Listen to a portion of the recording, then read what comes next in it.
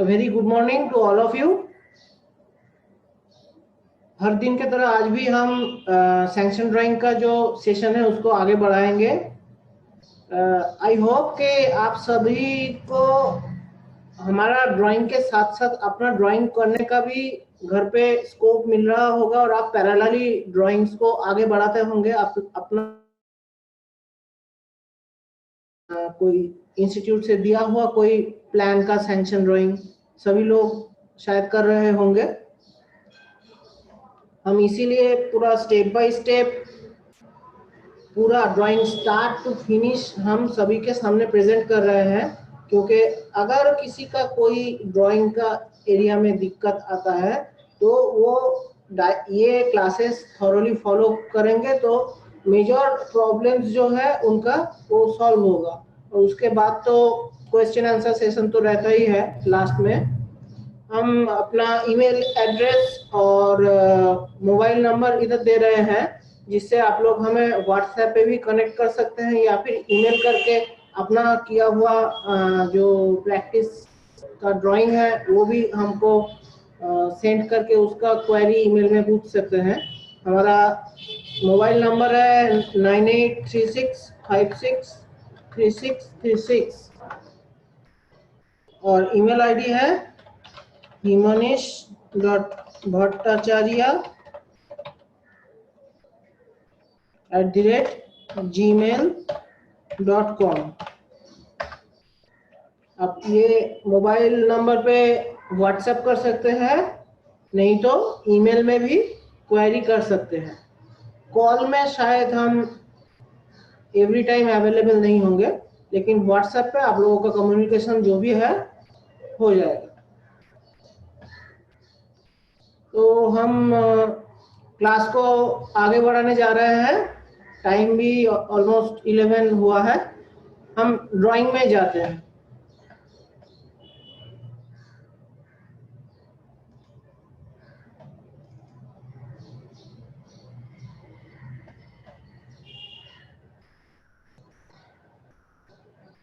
आप लोग जो कोई भी रेज हैंड अभी कर रहे हैं वो थोड़ा वेट कीजिए। ड्राइंग के लास्ट में एक डिस्कशन सेशन रहेगा, उसमें रेज हैंड करके अपना क्वेश्चन या क्वेरी जो है वो आप पूछ सकते हैं। हम उसमें डिस्कस करेंगे।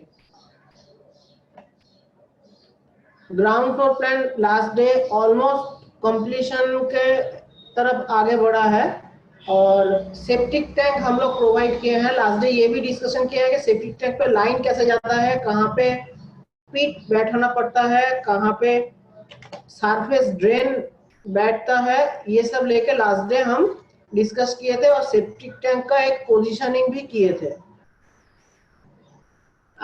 और क्या बाकी रह गया इधर? Semi underground water reservoir.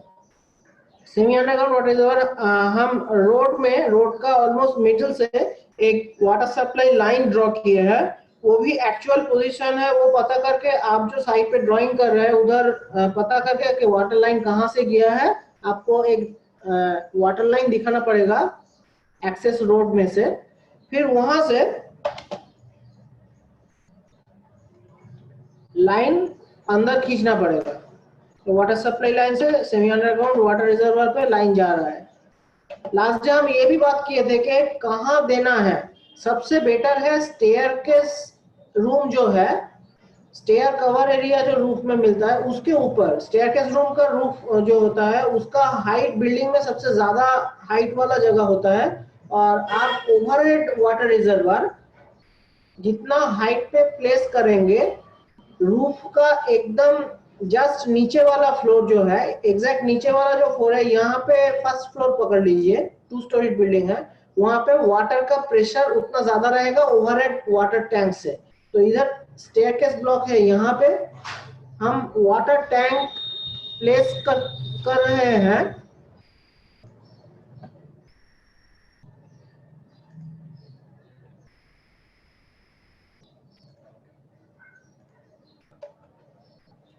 ऐसा एक एरिया पे एंट्री का पोर्शन छोड़ के स्टेयरकेस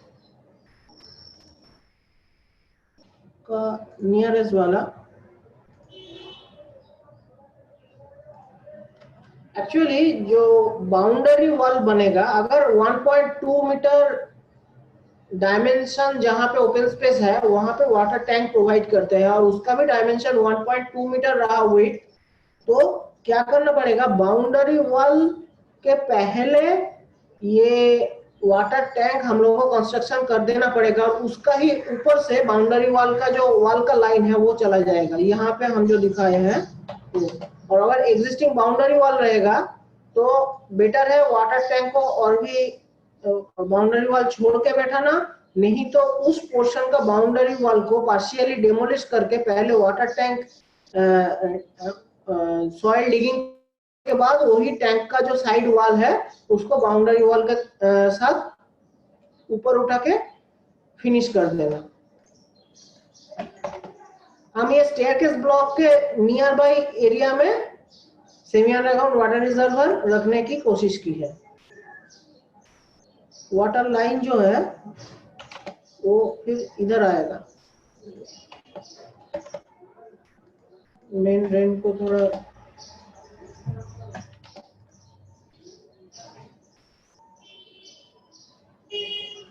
ये वाटर इनलेट पॉइंट हुआ,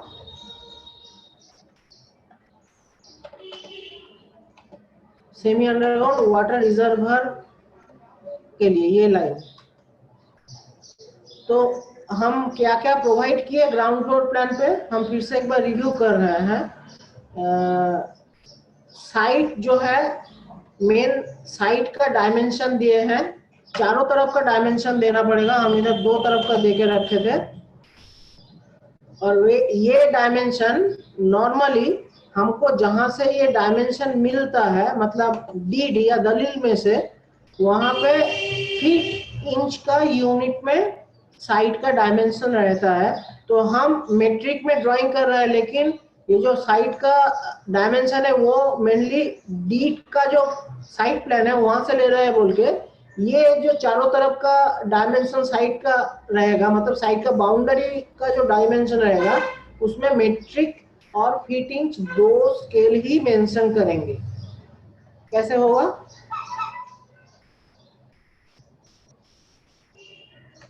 हम डायमेंशन स्टाइल में एक पर्टिकुलर डायमेंशन स्टाइल पहले से बना के रखे हैं जहां पे मेट्रिक और फीट इंच दो ही ऑल्टरनेटिवली मेंशन किया जाता है। हम वो डायमेंशन का स्टाइल ले लिए, मतलब 10 मीटर मतलब 32 फीट 10 इंच, और इसका साइड का जो डायमेंशन का जो लाइन है वो लाइन भी हम ओमिट कर दिए, वो लाइन ना देने से भी चलता है, वो लाइन हम इनविजिबल कर दिए साइड के। ये जो 1200 नीचे जो लाइन है आर्किटेक्चरल टिक है, ये प्रॉपर्टी पर्टिकुलर ये डायमेंशन स्टाइल में हम ऑफ किए हैं और इसमें इंक्लूड क्या हुआ है, फीट इंच के डायमेंशन। हम ड्राइंग में मेट्रिक पे ही कर रहे हैं लेकिन इसमें फीट इंच का डायमेंशन भी शो कर रहा है, ये एक फीचर हो गया। अभी नेक्स्ट क्या, हमको फ्लोर प्लान बनाना है और फ्लोर प्लान का हर एक बिल्डिंग का कॉर्नर से या एज से साइड का कितना डिस्टेंस, हम 1.2 मीटर तीनों तरफ और पीछे की तरफ 2 मीटर छोड़े हैं, ये चीज इधर डायमेंशन देके मेंशन करना पड़ेगा कि हम एज पर रूल जितना छोड़ना था उतना छोड़े हैं। ये डायमेंशनिंग इंपॉर्टेंट है। उसके बाद बिल्डिंग का प्लान, बिल्डिंग का रूम्स का नेम, रूम्स का डायमेंशन, ये सब इंपॉर्टेंट है। स्टेयरकेस में अलग से डायमेंशनिंग करना वो भी इंपॉर्टेंट है। डोर विंडो का प्लेसमेंट आर्किटेक्चरल प्लान का पार्ट है। बिल्डिंग के चारों तरफ से एक सरफेस ड्रेन, वो ओपन भी हो सकता है कवर्ड भी हो सकता है as per clients choice. Building का पेरिफेरियल एक सरफेस, आइदर सरफेस ड्रेन और कवर्ड ड्रेन, पेरिफेरियल ड्रेन वो भी इंपॉर्टेंट है। सरफेस ड्रेन बोल के हम लिखे हैं इधर। जो भी हम एक्सक्लूसिव प्रोवाइड करते हैं सभी को मार्किंग करना पड़ेगा, नहीं तो प्रिंट आउट के बाद सिर्फ एक लाइन देख के समझ में नहीं आएगा वो लाइन किस लिए खींचा गया है। बिल्डिंग का वॉल्स तो समझ में आ जाएगा लेकिन पेरिफेरियल ड्रेन या ऐसा कुछ फीचर जहाँ पे हम लोगों को मार्किंग करना या लेवलिंग करना इंपॉर्टेंट है, वहां पे करना ही पड़ेगा। सेप्टिक टैंक इधर दिए हैं, सेप्टिक टैंक को भी हम लिखेंगे इधर सेप्टिक टैंक बोल के।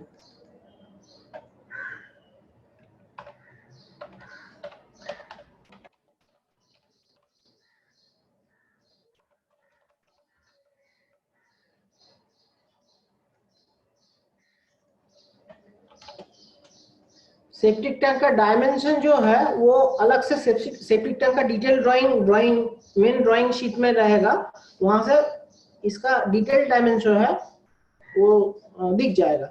तो यहाँ पे सेप्टिक टैंक लिखे हैं, और क्या लिखना पड़ेगा, कैपेसिटी भी इधर लिख देना पड़ेगा, कैपेसिटी 12 यूजर्स। हम अभी तक टोटल ड्राइंग पे सिर्फ 2 टेक्स्ट हाइट फॉलो किए हैं, एक है 250, रूम्स का जो नेम है इसमें 250 या फिर जो भी टेक्स्ट है वहां पे 250, रूम का डायमेंशन और लाइन वाइज जो डायमेंशन दिया हुआ है, दोनों ही रूम का डायमेंशन का टेक्स्ट और डायमेंशनिंग जो है वो 200 मिलीमीटर टेक्स्ट हाइट यूज किए हैं।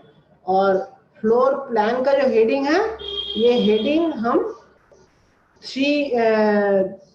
300 मिलीमीटर यूज किए हैं। 300 मिलीमीटर जो मेन हेडिंग है, टाइटल है, इसमें सिर्फ यूज किए हैं। डायमेंशन टेक्स्ट स्टाइल का और टेक्स्ट हाइट का जितना कम वेरिएशन हो सकता है उतना अच्छा है, जितना मिनिमम हो सकता है। तो हम इधर 3 टेक्स्ट हाइट यूज किए, क्या किए, 250, 200, 250 एंड 300, ये 3 टेक्स्ट हाइट यूज किए। सेप्टिक टैंक लिख दिए, सेमी अंडरग्राउंड वाटर रिजर्वर को भी ऊपर में लिख देना पड़ेगा, SUGWR बोल के। और कैपेसिटी इसका 2000 लीटर, हम 2000 लीटर का एक सेमी अंडरग्राउंड वाटर रिजर्वर बना के रखे थे पहले, लास्ट डे हम डिस्कस जो किए, उसी का जो आउटलाइन ड्राइंग है वो इधर साइड पे प्लेस किए।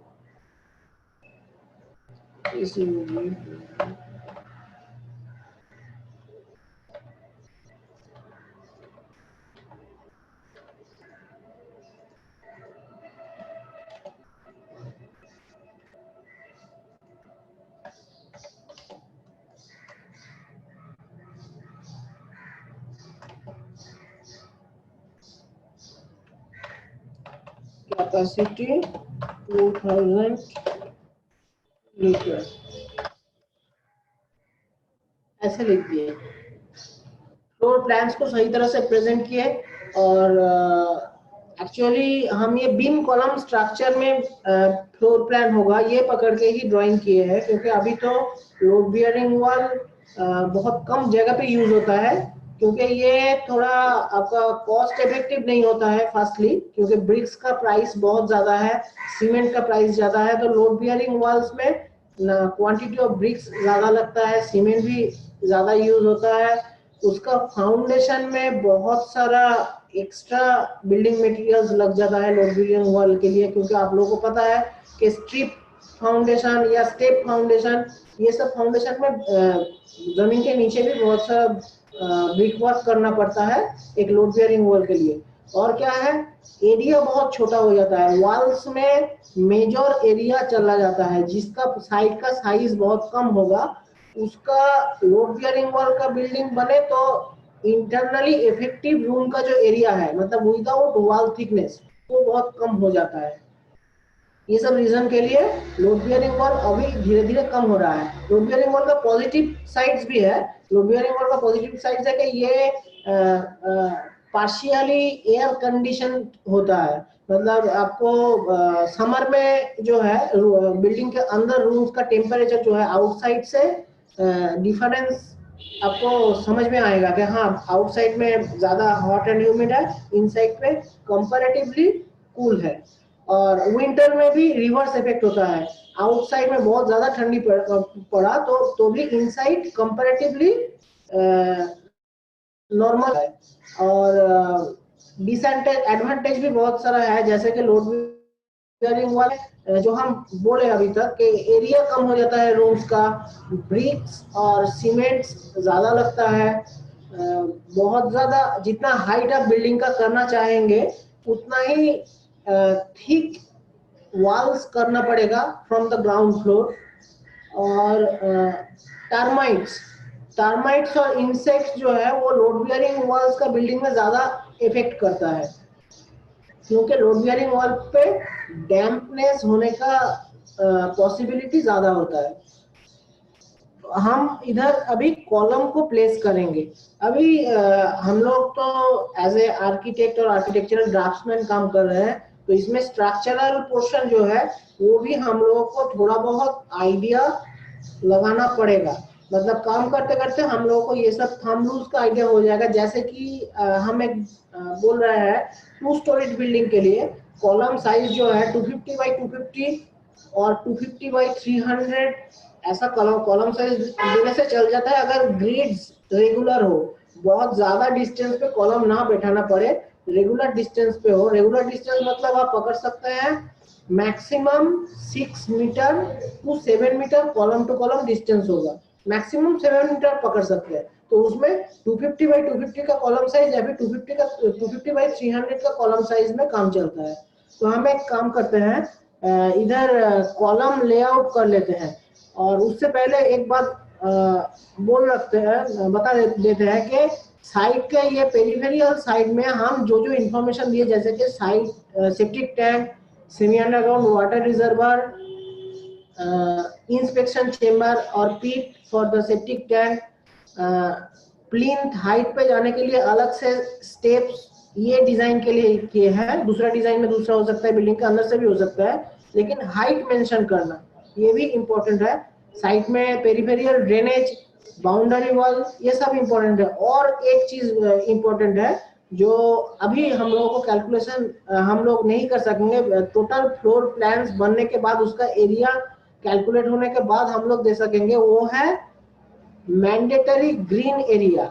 मतलब मैंडेटरी आप लोगों को कुछ ग्रीन एरिया या फिर केएमसी बिल्डिंग रूल्स का टर्म से बोला जाता है ट्री कवर देना पड़ता है। मतलब आपको, मतलब आर्किटेक्ट को और प्रॉपर्टी का जो ओनर है, साइट का जो ओनर है, उन लोगों को बिल्डिंग सैंक्शन ड्राइंग में ये डिक्लेरेशन देना पड़ेगा एज पर रूल। ये प्लॉट के लिए हम लोगों को जितना square metre area for greenery देने के लिए हम रूल्स में बोला गया है, हम थ्रू आउट द लाइफ वो पोर्शन को greenery as a greenery maintain करेंगे। इसका एक डिक्लेरेशन दिया जाता है। वो कितना होगा ये ट्री कवर या ग्रीनरी एरिया, वो हम एकदम लास्ट में कैलकुलेट करेंगे, क्योंकि उसमें बिल्डिंग का हर फ्लोर का आउटलाइन एरिया ऐड करके करके जो एरिया आता है उस वो ये कैलकुलेशन पे लगता है, वो एकदम लास्ट में कैलकुलेट करेंगे।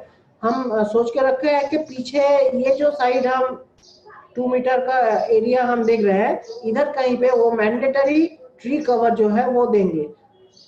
अगर हो सके तो उससे थोड़ा ज्यादा ही दे देंगे tree cover.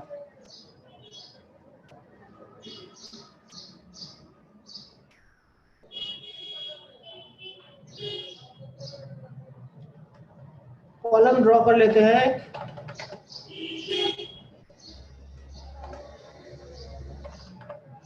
To 250 by 250 millimetre का कॉलम दे रहे हैं।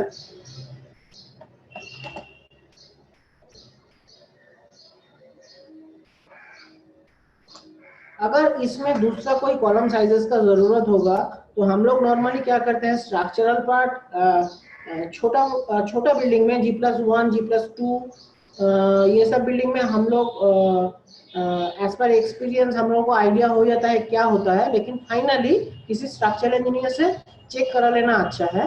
तो हम as a thumb rule 250 by 250 का एक कॉलम साइज प्रोवाइड कर रहे हैं, तो ऑल ओवर बिल्डिंग पे सेम टाइप का कॉलम ही रख रहे हैं।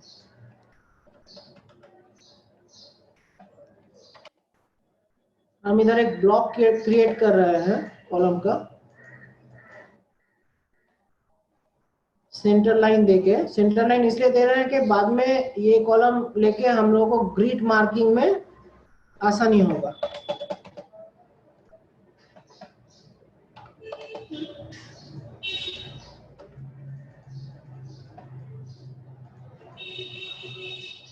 कॉलम का सेंटर लाइन का एक अलग सा लेयर हम बना के रखे हैं, वही लेयर में डाल रहे हैं।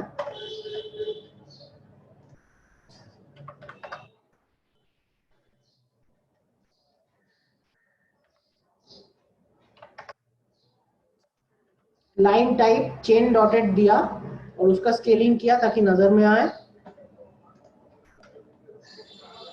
अभी कॉलम का एक हैच भी प्रोवाइड कर देते हैं।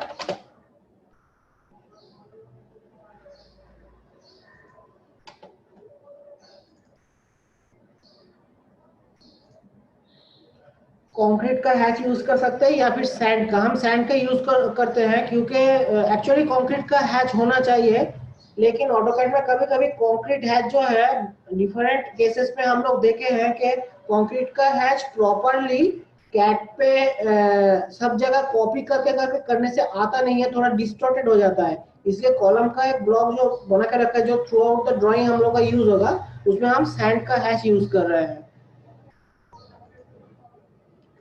कंक्रीट का हैच यूज करना चाहिए, कॉलम कंक्रीट का होगा, फिर भी सैंड का यूज कर रहे हैं।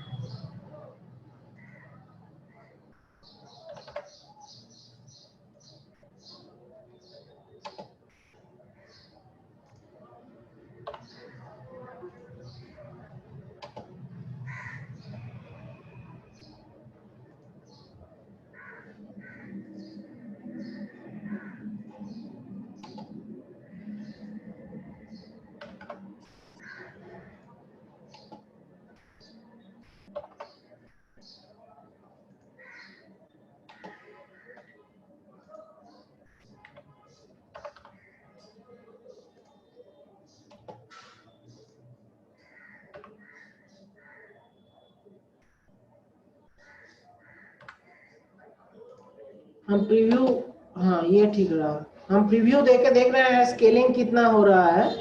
और ये जो हैच है, ये हैच को हम हैच का एक लेयर में रखेंगे।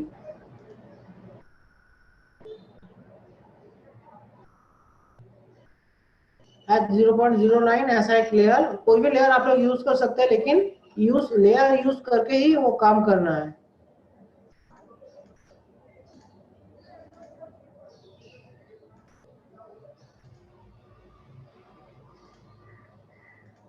आई होप कि सब लोग ऑटोकैड का जो स्टूडेंट वर्जन है वो इंस्टॉल कर पाए हैं और सेम प्रोसीड्यूर पे अपना ड्राइंग्स को आगे ले जा रहे हैं हमारे क्लास के साथ साथ। ये एक 250 बाई 250 का कॉलम हम लोग बना लिए, ब्लॉक बना लिए। एक ब्लॉक थोड़ा शॉर्टकट में बनाए, ब्लॉक ऐसे ना बनाना ही अच्छा है। हम अभी टाइम सेव करने के लिए तो ब्लॉक का कुछ शॉर्टकट कमांड होता है, उससे बनाए हैं।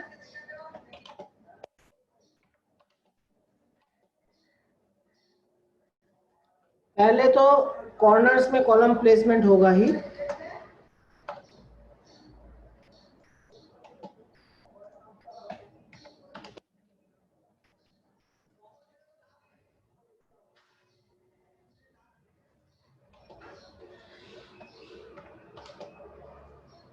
नॉर्मली रेसिडेंशियल बिल्डिंग में बीम बीम जो होता है, बीम का वेट 250 रहता है। छोटा छोटा रेसिडेंशियल बिल्डिंग पे तो ऑलमोस्ट 250 सब जगह ही रहता है।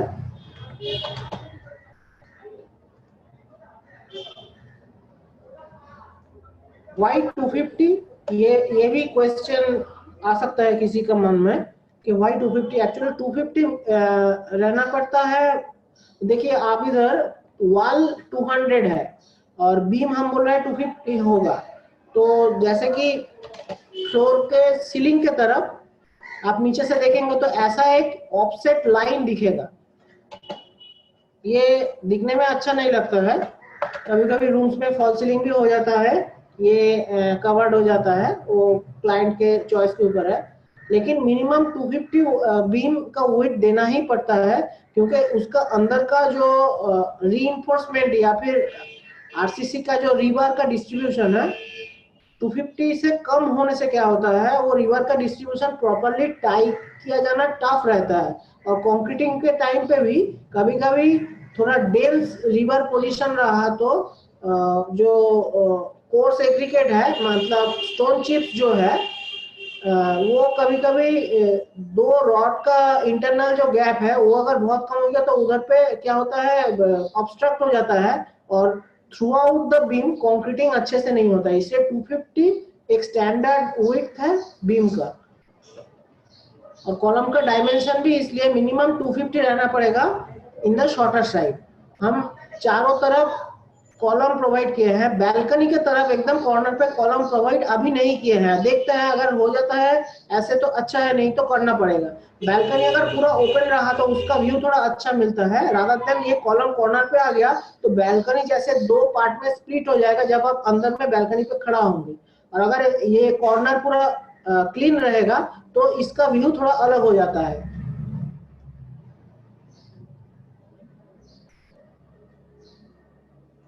स्टेयरकेस के चारों तरफ कॉलम देना पड़ेगा और स्टेयरकेस के जब सेक्शन करेंगे तब हम देखेंगे कि एक्चुअली पर्टिकुलर स्टेयरकेस अगर कॉर्नर में पड़ गया, मतलब ये एक्सटर्नल वॉल मिल गया स्टेयरकेस को, तो ये कॉलम टू ऑपोजिट पे जो कॉलम रहेगा उसका जो बीम होगा पर्टिकुलर वो बीम हम लोगों को 200 विड्थ का करना पड़ेगा। नहीं तो स्टेयरकेस का जो विड्थ है वो इफेक्टिव विड्थ कम हो जाता है, वो अलाउड नहीं है।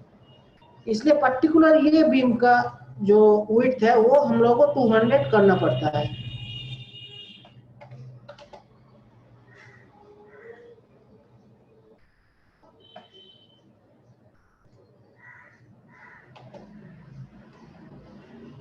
हम इधर एक सेट कॉलम दिए हैं।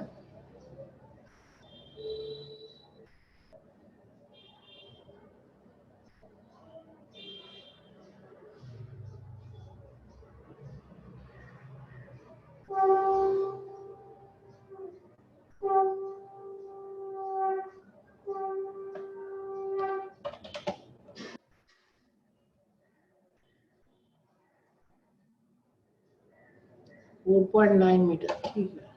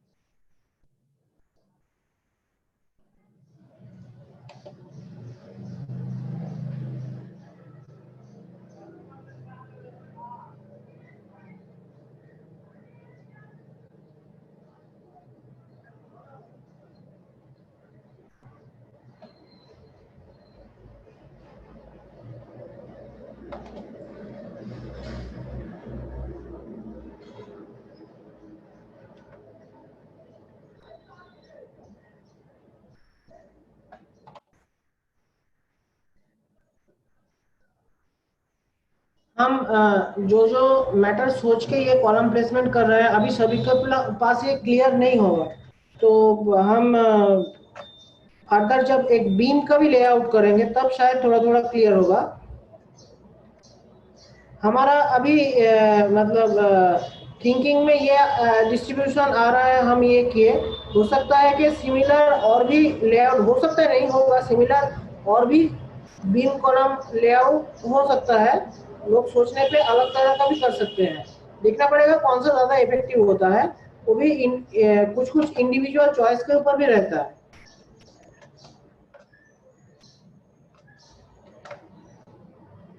देखिए, हम सब कॉलम को लेके इधर एक अलग से ब्लॉक बना लिए। अभी क्या करेंगे, ये एग्जिस्टिंग इंडिविजुअल कॉलम्स को डिलीट कर देंगे, करके वो वाला ऑल एंटायर कॉलम्स का एक ब्लॉक को प्लेस कर देंगे। हमारा ये जो ड्राइंग अभी डेमोन्स्ट्रेट हो रहा है, इसमें पार्शियली ऑटोकैड का भी डिफरेंट फंक्शन जो है आप लोगों को देखने को मिल रहा है, जो ऑटोकैड बिगिनर्स के लिए भी बहुत हेल्पफुल है।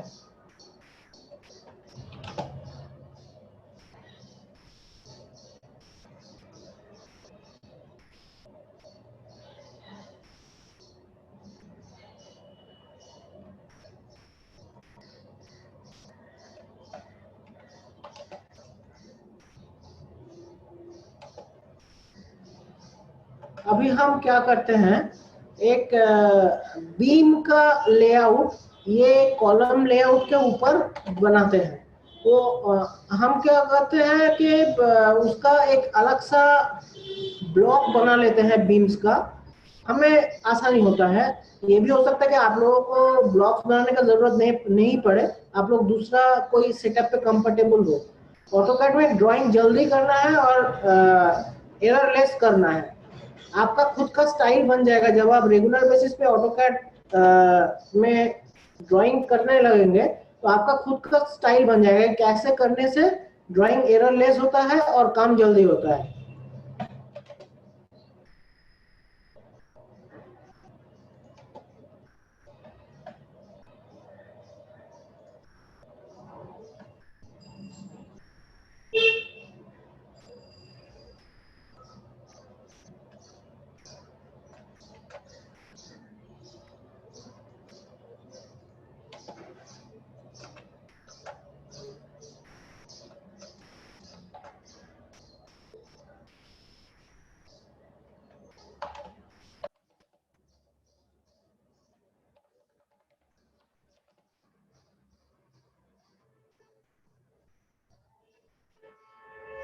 हम रेफरेंस एडिट कर रहे हैं, मेन ड्राइंग जो है वो पीछे की तरफ फेड हो गया, और हम सिर्फ बीम का जो लेआउट है वो बनाने के लिए बीम टोटल ऑल लाइंस को बीम को लेके एक ब्लॉक बनाएंगे। हम सिर्फ अभी एक सिंगल लाइन पहले हिडन लाइन ड्रॉ करके वो लाइन को एक ब्लॉक कर लिए हैं, और वो ब्लॉक को हम रेफरेंस एडिट कर रहे हैं अभी REFEDIT कमेंट से। रेफरेंस एडिट करने से क्या होता है, वो भी ब्लॉक एडिटर के तरह ही है, सेम ही है। आप लोगों को तो ब्लॉक पता होगा तो ब्लॉक एडिटर भी पता होगा, लेकिन शायद किसी किसी को रेफरेंस एडिट ये कमेंट नहीं पता है। REFEDIT ये कमेंट है, रेफरेंस एडिट, जो कि ब्लॉक एडिट करने में मेनली काम में आता है। और इसमें क्या पॉजिटिव चीज है, आप पर्टिकुलर जो ब्लॉक को एडिट करेंगे वो ब्लॉक एडिटर ब्लॉक के अंदर का जो लाइन्स है वो आपको क्लियर दिखेगा, और वो ब्लॉक जिस ड्राइंग के ऊपर बैठा हुआ है, मतलब दूसरा कोई ड्राइंग्स के बीच में एक ब्लॉक बैठा हुआ है, तो बाकी जो ड्राइंग्स है वो फेड हो जाएगा। ये क्यों इधर मैं कर रहा हूँ, क्योंकि मुझे बाकी ड्राइंग्स का भी जरूरत है, रूम पोजीशन, कॉलम पोजीशन, ये भी मुझे देखने की जरूरत है। इसलिए मैं बाकी ड्राइंग को फेड करके मेन जो बीम है उसका लेआउट बना रहा हूँ। हमें कॉलम, रूम्स सब दिख रहा है, लेकिन थोड़ा धुंधला दिख रहा है, थोड़ा मतलब फेड दिख रहा है।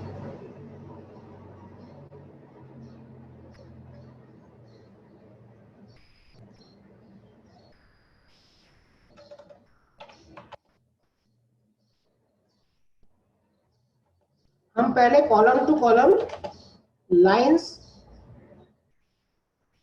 खींच रहे हैं। लाइंस खींच रहे हैं, उसके बाद ऑफसेट ले लेंगे 250 का।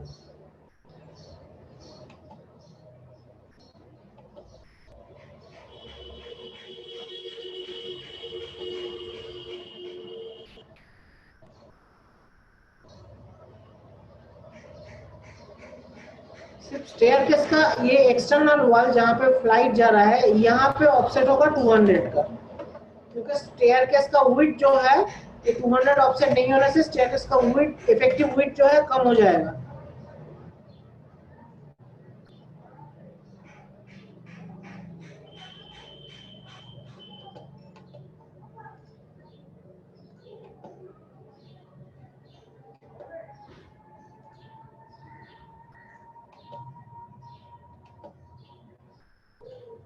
हम just column to column connect कर रहे हैं जहां जहां पे बीम देना चाह रहे हैं।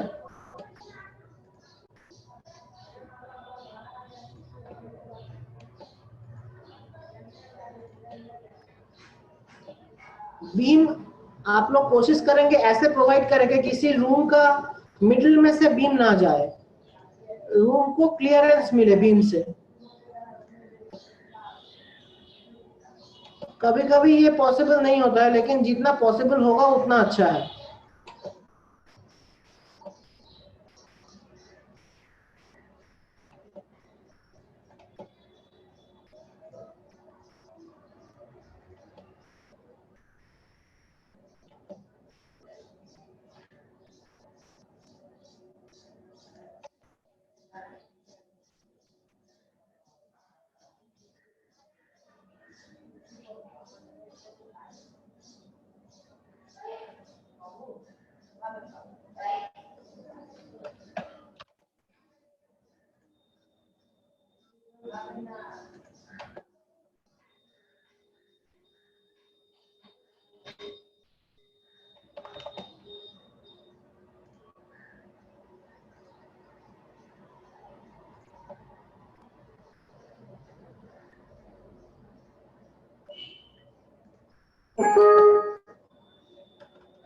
हम क्या किया कुछ समझ में आ रहा है? मेरे ख्याल से नहीं आ रहा है, अभी नहीं आएगा।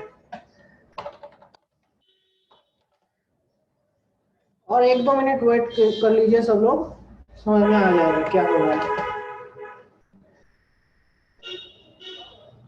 ये कॉलम एक मैं अवॉइड करने का कोशिश कर रहा था, लेकिन कॉलम इधर देना पड़ा। ठीक है, इतना भी ज्यादा नहीं हो गया कॉलम।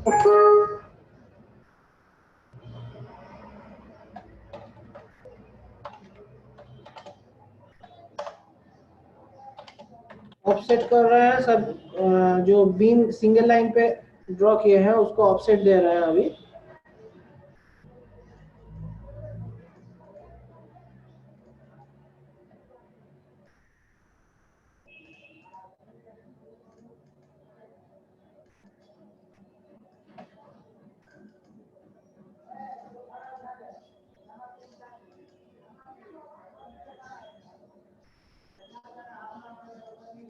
आप लोग देख सकते हैं कि कैसे लेआउट ये बन रहा है।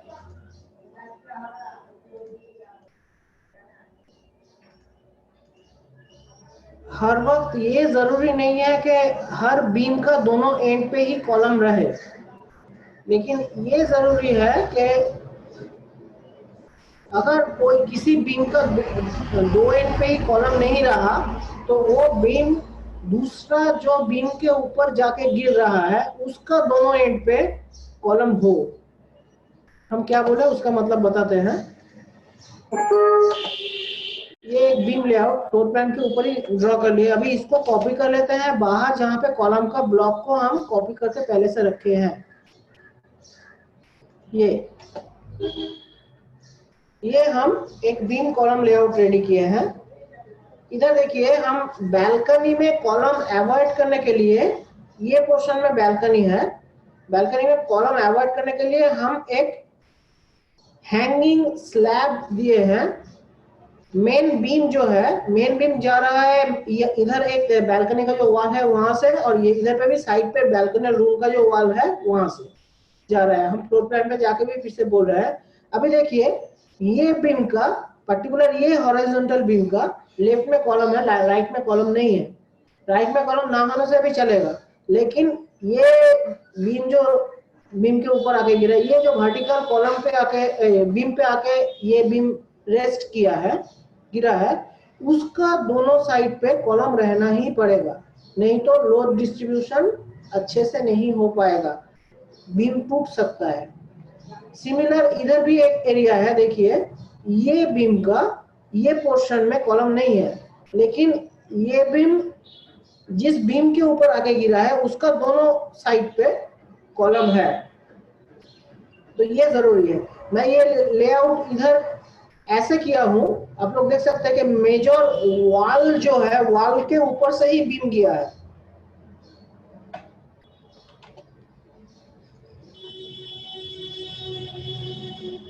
देखिए जहां जहां पे रूम्स का वॉल है, बीम का पोजीशन मेजर एरिया पे वो रूम्स के ऊपर में ही है, सिर्फ एक जगह पे हम वो नहीं कर पाए, वो है यहाँ पे। और ये एरिया भी जहाँ पे बीम गिरा है वो उतना ऑड नहीं लगेगा देखने से, ऊपर में देखने से एंट्री होके ये जो लिविंग डाइनिंग एरिया है, यहाँ पे अंदर पे सीलिंग पे कोई बीम नहीं आया है, ये बहुत अच्छा हुआ है। और इधर पे सिर्फ लिविंग डाइनिंग एरिया के जाने के टाइम पे इधर एक छोटा सा बीम आ गया। अभी आप लोगों को ये भी देखना पड़ेगा कि कॉर्नर कॉलम्स में दो एडजेसेंट साइड पे बीम जा रहा है, कॉलम जहां आप प्रोवाइड कर रहे हैं उधर मिनिमम दो साइड से बीम जाना जरूरी है। किसी एक साइड पे बीम रहा और कॉलम खाली है, ऐसा नहीं होगा। और इंटरनल जितना भी कॉलम्स है हम लोग कोशिश करेंगे कि वहां उसका 3 साइड मिनिमम बीम से टाई किया हुआ हो। जैसे कि हम फिर से बता रहे हैं, कॉर्नर का जो कॉलम्स है, ये कॉर्नर का ये कॉलम, ये कॉलम, ये कॉलम, और इधर तो कॉर्नर पे हम कॉलम नहीं दिए, तो तीनों कॉर्नर जो है वहां पे तो दो साइड से बीम जाएगा ही। और इंटरमीडिएट जो कॉलम्स है, यहाँ पे एक कॉलम है, यहाँ पे एक कॉलम है, ऐसे बहुत सारा कॉलम्स है इधर, उसमें से मिनिमम 3 बीम जाना चाहिए, जाएगा तो अच्छा है। ये कॉलम में से लेफ्ट राइट और बॉटम पे 3 बीम निकला है, ये कॉलम में से टॉप बॉटम राइट 3 बीम निकला है, ये कॉलम से देखिए 4 बीम गया है, टॉप बॉटम लेफ्ट राइट। तो ऐसे डिजाइन होने से क्या होता है, कॉलम टू कॉलम ये जो बीम जो है ये टाई करता है, मतलब जैसे कि हम मकड़ी के जाल आप बोल सकते हैं, या फिर जो धागा है, धागे से उंगली पे लगा के वो स्पाइडर वेब जैसा एक डिजाइन जो होता है, वही थ्योरी इधर है। क्या होता है, एक कॉलम में बाई चांस ज्यादा लोड आ गया तो दूसरा कॉलम्स जो है वो लोड को थ्रू बीम डिस्ट्रीब्यूट करके बैलेंस करने का कोशिश करता है। तो इसलिए column to column properly beam से टाई होना बहुत इंपॉर्टेंट है। यहाँ पे हर एक बीम का विड्थ जो है हम 250 फॉलो किए हैं, और स्टेयरकेस का जो एक एक्सटर्नल वॉल में बीम गिरा है वो हमें 200 करना पड़ा, क्योंकि स्टेयरकेस का विड्थ नहीं तो कम हो जाएगा। ये सब बीम्स जो है ये फ्लोर लेवल पे नॉर्मली रन कर रहा है। तो हम एक बीम कॉलम लेआउट बना लिए हैं। नॉर्मली छोटा बिल्डिंग पे स्ट्रक्चरल पार्ट्स भी हम लोगों को ही करके देना पड़ता है। फाइनली कोई आर्किटेक्ट या फिर लाइसेंस बिल्डिंग आर्किटेक्ट या लाइसेंस बिल्डिंग सर्वेयर या फिर licensed authorised body different sanctioning authority में लाइसेंस प्लानर, डिफरेंट एरिया में डिफरेंट नाम से उन लोगों को लोकेट किया जाता है, उनका लाइसेंस नंबर रहता है, उनसे साइन लेना पड़ता है और उनको स्ट्रक्चर का नॉलेज होता है। तो हम लोगों को इनिशियली प्रोवाइड करना पड़ेगा बीम कॉलम, फाइनली उनसे चेक कराना पड़ेगा, इसलिए हम बीम कॉलम लेआउट भी इधर इंट्रोड्यूस किए हैं। इसमें beam marking, column marking, slab marking भी होगा, बाद में होगा। हम अभी ये ड्राइंग को ही फॉलो करके आगे बढ़ते हैं फर्स्ट फ्लोर प्लान की तरफ। यहाँ पे ग्राउंड फ्लोर पे हमारा क्या बाकी रह गया, अभी मुझे जो जितना मेमोराइज है सिर्फ ट्री कवर बाकी रह गया। अगर दूसरा कोई कुछ बाकी रहेगा तो दिमाग में बाद में आ जाएगा। अभी जो है मुझे जो लग रहा है ट्री कवर छोड़ के बाकी जो है सब ग्राउंड फ्लोर प्लान में कंप्लीट हुआ। नोट लाइन भी एसेंशियल है। ड्राइंग शीट में नोट लाइन पर्टिकुलर एक पोजीशन पे देना पड़ता है, और डिफरेंट प्लान्स के पास में भी छोटा छोटा करके नोट लाइन दिया जाता है। वो जब हम शीट को सेट करेंगे तब हम एज ए होल शीट का ड्राइंग डिस्ट्रीब्यूशन, प्लेसमेंट और अरेंजमेंट लेके तब चर्चा होगा। अभी हम ग्राउंड फ्लोर में जो कॉलम लेआउट है वो फर्स्ट फ्लोर में कॉपी करके ला लिए। इसका हेडिंग क्या है? Proposed first floor plan. Ground floor का हेडिंग क्या है? Proposed ground floor plan with drainage layout. Drainage layout देना इंपॉर्टेंट है, इसलिए ये इधर ड्राइंग टाइटल में भी हम मेंशन कर दिए कि हम इधर ड्रेनेज का लेआउट जो है वो फ्लोर प्लान में इंक्लूड कर लिए हैं। फर्स्ट फ्लोर में क्या क्या जरूरी होता है? फर्स्ट फ्लोर में सबसे बड़ा गलती जो होता है, या फिर जिस फ्लोर को हम पहले डिजाइन करते हैं, नॉर्मली टिपिकल फ्लोर या फर्स्ट फ्लोर को डिजाइन करते हैं, वो कॉपी करके जब ग्राउंड फ्लोर बनता है तो स्टेयर के जोन में हम लोगों का गलती होता है। इधर पे भी अप डाउन ये दो जो सिंबल्स है और राइटिंग्स है, ये कॉपी करने के बाद हम लोग डिलीट करना भूल जाते हैं, और स्टेयरकेस का रेस्ट ऑफ द पोर्शन जो कि सेक्शन लाइन के ऊपर से जा रहा होगा उसको हिडन लाइन करना हम लोग भूल जाते हैं। तो ये दिमाग में रखते हैं हम लोग को ग्राउंड फ्लोर प्लान करना है फर्स्ट फ्लोर प्लान में से। और यहाँ पे देखिए फर्स्ट फ्लोर में अप डाउन दोनों डायरेक्शन ही इंपॉर्टेंट है। अप डायरेक्शन जाता है up to roof, down direction जाता है अप टू ग्राउंड फ्लोर, मतलब फ्लोर बिलो, नीचे का फ्लोर के तरफ जाता है। डायमेंशन जो है नॉर्मली सेंट्रली प्लेस होता है, लेकिन अगर ओवरलैपिंग हो जाएगा तो डायमेंशन को थोड़ा ड्रैग करके एडजस्ट करना पड़ेगा। फर्स्ट फ्लोर में एज ग्राउंड फ्लोर सब दिया हुआ है, कॉलम भी कॉपी कर लिए। इधर पे कपबोर्ड जो है, ग्राउंड फ्लोर पे तो कपबोर्ड हम नहीं दे सकते हैं, पहले बोले हैं कि उधर पे सर्कुलेशन स्पेसेस के लिए ग्राउंड फ्लोर पे हम लोग ये प्रोजेक्शन नहीं निकल सकता है जो फर्स्ट फ्लोर में अलाउड है। तो फर्स्ट फ्लोर में हम कितना प्रोजेक्शन लिए ये दिखाने के लिए प्रोजेक्शन का डायमेंशन देना पड़ेगा।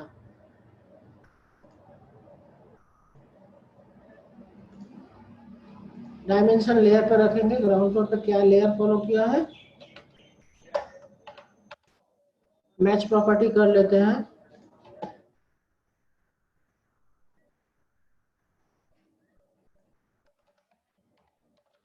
डायमेंशन लीनियर DLI, ये हो गया कपबोर्ड का प्रोजेक्शन का डायमेंशन। और कहाँ पे है? यहाँ पे है।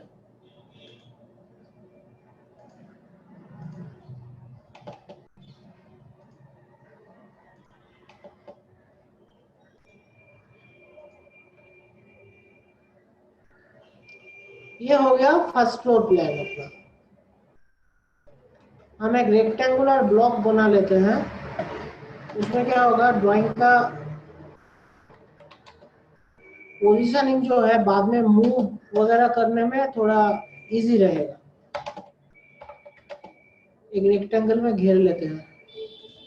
रेक्टेंगल डेप्थ पॉइंट्स लेयर में रखते हैं ताकि वो प्रिंट आउट में ये रेक्टेंगल ना दिख जाए। डेप्थ पॉइंट्स लेयर में कुछ भी आप ड्राइंग करते हैं तो वो प्रिंट आउट में नहीं आता है। नोट लाइन बाहर ही रखते हैं। नोट लाइन मेन जो शीट सेट होगा उसमें हम मेंशन करेंगे।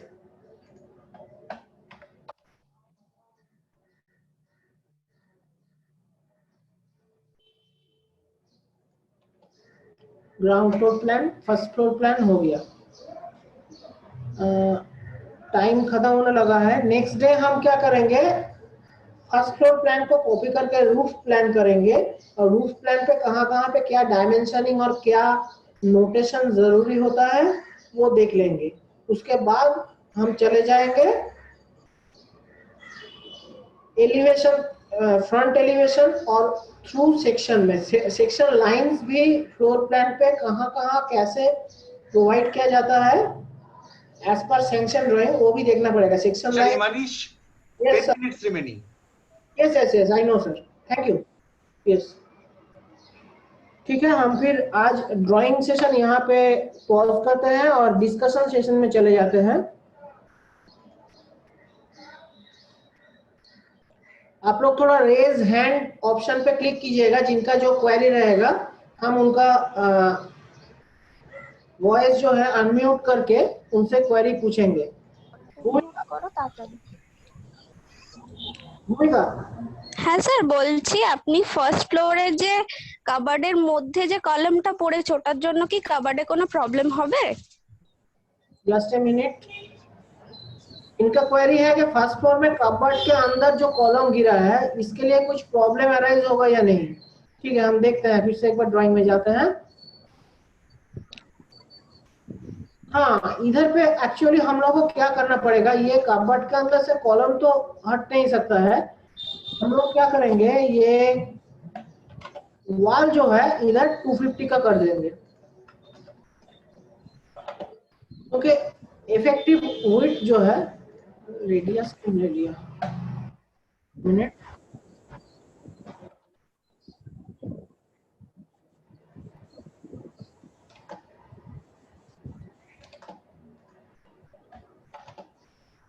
पार्टिकुलर ये कबर्ड का डायमेंशन थोड़ा कम हो गया, तो हम एक बार कबर्ड ड्राइंग करने के टाइम पे ये बोले थे कि कॉलम पोजीशन में जाने से ये थोड़ा चेंज हो सकता है। हम नॉर्मली क्या डायमेंशन फॉलो कर रहे हैं कबर्ड का, 1200, तो इधर भी हम 1200 ही कर देंगे।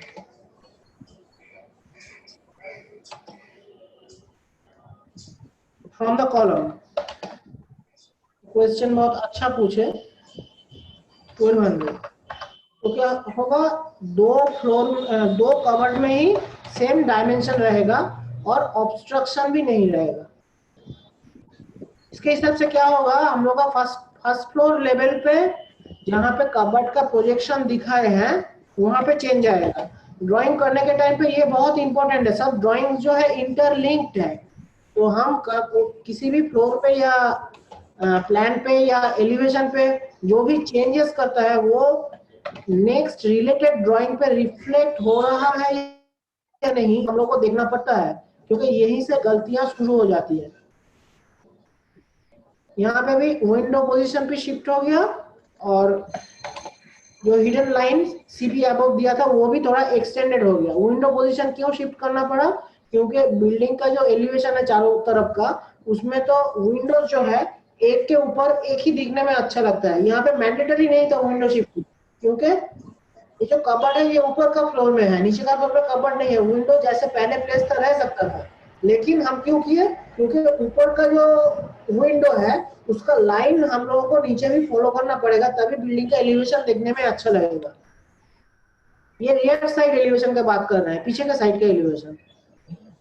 ठीक है, तुम्हारा क्वेरी सॉल्व हुआ? हाँ sir, thank you sir. Welcome. ठीक है, नेक्स्ट कुछ क्वेरी है? किसी का क्वेरी है तो थोड़ा रेज हैंड कीजिए, रेज हैंड ऑप्शन में जाइए।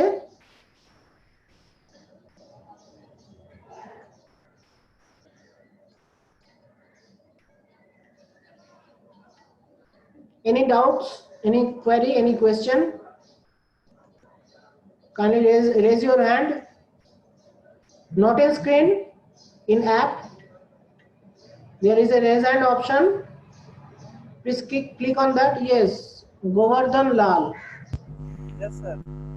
बोलिए सर, आपने ये किचन के पास जो बेडरूम है, आपका वॉइस क्लियर नहीं आ रहा है, थोड़ा लाउडली पूछिएगा।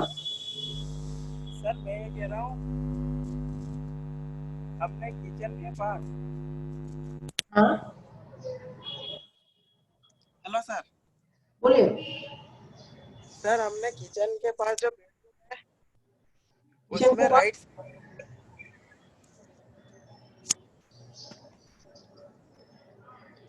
राइट साइड में सर कॉलम नहीं दिया, तो उससे कुछ प्रॉब्लम तो नहीं होती है? ड्राइंग में जाते हैं। Yes sir. कहाँ कॉलम नहीं दिया? सर ये किचन के पास जो बेडरूम है हाँ, उसमें सर लेफ्ट साइड में तो दे रखा है और राइट साइड में हमने कॉलम नहीं दिया, तो कुछ प्रॉब्लम तो नहीं होती है इससे? प्रॉब्लम तब होती है जब वहां पे बीम नहीं जाता है। कॉलम है बीम को पकड़ने के लिए। हम इधर देखिए, इधर पे यस सर। ये जो कॉलम है, ये कॉलम से एक थ्रू आउट बीम गया है और बेडरूम का पर्टिकुलर कॉर्नर में जो कॉलम है, वॉल का कॉर्नर में, बालकनी का कॉर्नर में नहीं, वो कॉर्नर से एक बीम निकल के दूसरा बीम पे जाके गिरा है। ये पोजीशन अगर नहीं रहता तो प्रॉब्लम होता।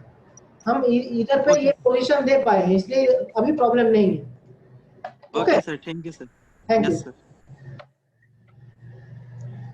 हम फिर से स्क्रीन पे जाते हैं। और किसी का कुछ query?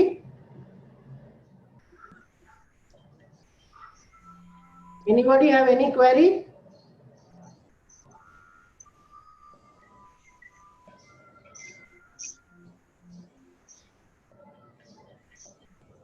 I think no query, that is good for मी।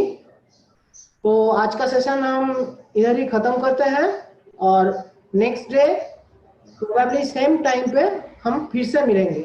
आप लोग रेडी रहिएगा। और मैं बार बार डेली जो बोलते आ रहा हूँ कि ड्राइंग पैरेलली अपने कंप्यूटर पे करते रहिए, नहीं तो ये सब कुछ याद नहीं रहेगा। आप लोगों को इधर जो डिस्कस किया जा रहा है, नॉर्मली इंस्टीट्यूशन में इतना डिटेल में डिस्कशन नहीं होता है। ये आप लोगों को कोई ऑफिस में ज्वाइन करने के बाद ही ऐसे सीखने को मिलता है। तो हम इधर डिस्कशन का स्कोप हम लोग को मिला है, हम लोग सब घर पे बैठे हैं और डिटेल में डिस्कशन हो रहा है। तो आप लोग भी ये पैरेलली स्टडी करते रहिए, नहीं तो इसका 10% भी मेमोराइज नहीं रहेगा। Okay, then that's all for today everybody. Thank you and